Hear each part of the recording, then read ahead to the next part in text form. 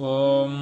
सिन्धूरारुणविग्रहां माणिक्यमौलिस्फुरत्तारानायकशेखरां स्मितमुखीमापीनवक्षोरुहां